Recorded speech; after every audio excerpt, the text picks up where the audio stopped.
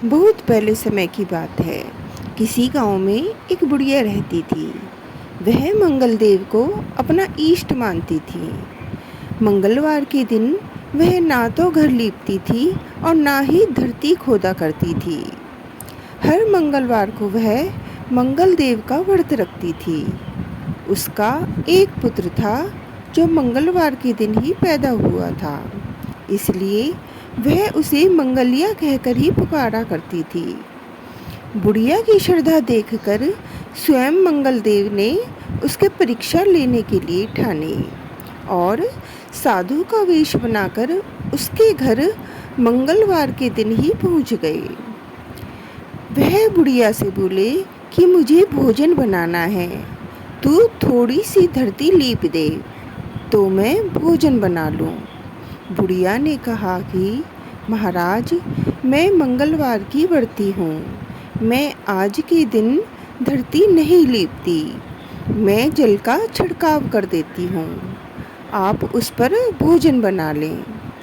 उसकी बात सुन साधु ने हट पकड़ ली कि मैं तो लिपी हुई धरती पर ही भोजन बनाता हूँ।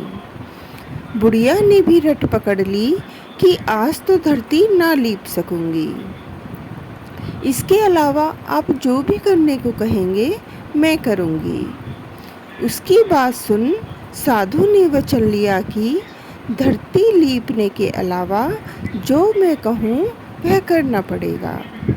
बुढ़िया ने 3 बार वचन दे दिया। अब साधु ने कहा कि अपने बेटे को बुला दे, मैं उसकी पीठ पर अंगीठी जलाकर खाना बना लूँगा। साधु की बात सुनकर बुढ़िया के होश उड़ गए, पर वह मंगलदेव को साक्षी मान वचन दे चुकी थी। उसने मंगलदेव का स्मरण कर अपने बेटे को बुलाकर साधु के पास भेज दिया। साधु ने कहा कि माँ, तू ही अपने बेटे को लिटा और अंगीठी सुलगा दे। बुढ़िया ने मंगलदेव का स्मरण करते हुए बेटे को औंधा लिटाकर अंगीठी जला दी और साधु महाराज को बोलकर अपना काम करने लगी।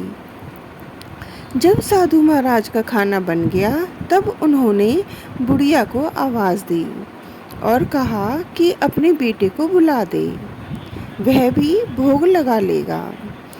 बुढ़िया ने हैरान होकर कहा कि महाराज, अभी तो आपने उसकी पीठ पर खाना बनाया है, अब वह कहाँ से आएगा। आप कृपया भोजन ग्रहण करें और जहाँ जाना हो जाएं, मुझे और दुखी ना करें। साधु ने हट पकड़ ली कि अपने बेटे को आवाज़ दे। साधु की बात सुन बुढ़िया ने जैसे ही कहा मंगलिया ओ मंगलिया, उसका बेटा दौड़ता हुआ आ गया। बेटे को देखकर बुढ़िया चकित रह गई। तब साधु महाराज ने कहा कि माँ, तेरा व्रत सफल हो गया।